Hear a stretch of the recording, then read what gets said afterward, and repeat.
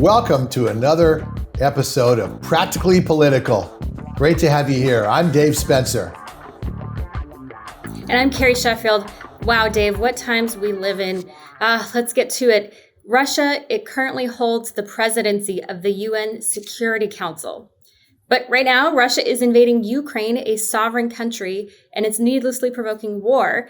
And it's on top of this body that's designed to uphold international peace and security. So this is exactly why people have lost faith in the UN. Should the U.S. at this point pull back from UN participation? I mean, the Wall Street Journal said that what this showed was the illusion that international norms and these international consensus buildings, organizations had any bearing on people like Putin. So should the U.S. just basically say, okay, let's call a spade a spade. The reason why we've been able to have Pax Americana is because of U.S. strength?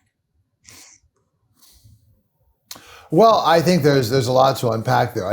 Fortunately, I think the UN is a useful organization.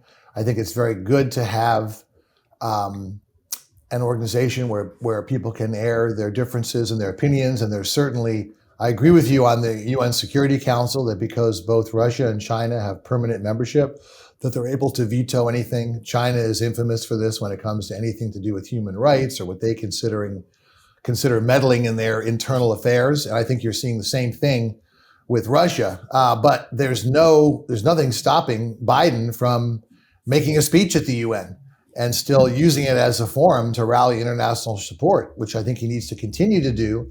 And I think that he's done pretty well up to now. So I think the UN should just be one of many in a toolkit, if you will, that we can use to rally international support, because that's going to be the key here.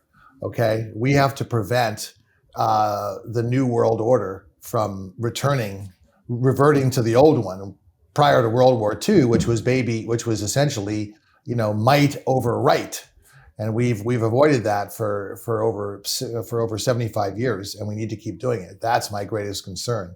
This is going to open the door to authoritarianism, just seizing property and seizing countries because they feel that they can. What are your thoughts? I agree. This is a risk to the world order. And I think a big part of it, though, is Biden's weakness. I think that's part of why Putin felt empowered and emboldened to do it, is because of Biden's weakness and his inability to project strength, his inability to have confidence in the American way and Pax Americana, and also the fact that Biden has waged a war on U.S. domestic oil and gas production. That ultimately is the linchpin with all of this, because gas prices have been spiking, and that's all going into Putin's pocket. And so, Biden's failure to encourage U.S. exports and U.S. production and doing everything he can, it's ridiculous. I heard a great analogy of how Biden has been begging OPEC to increase their production of oil, meanwhile trying to destroy domestic U.S. oil production. It's like refusing to cook unhealthy junk food at home, but then you order it out. And so it's just a farce. And so I have a lot more choice words for Biden than you do, but I do give him some credit for sounding the alarm beforehand. And it does seem that the Ukrainians weren't taking it seriously enough. So at least we can, I think, agree on that, Dave. Well, I think the Ukrainians, President Zelensky took it seriously, but he didn't want to sow panic in the hope that Russia would have ended. I think if they'd just gone in and they'd seized the two territories, I think it's Luhansk and Donetsk, and then called it a day, they could have achieved the incrementalism and they could have called it a win. I think they've waded way and beyond their head here, and I think it's going to not end very well. And you have to remember, look at occupations. They just don't work out well, and particularly when you have a country that is very full of pride, full of pro-Western sentiment.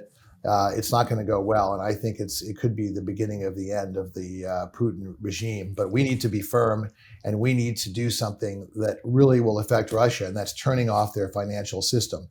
So I do think that means going after SWIFT. And I do think it means that people can't get money out of ATMs. They can't use credit card transactions, because the thing that'll get Putin off of this, he's a dog with a bone. But if he starts to feel threatened at home, then I think you're going to see action, because with all of these guys, it's always about survival.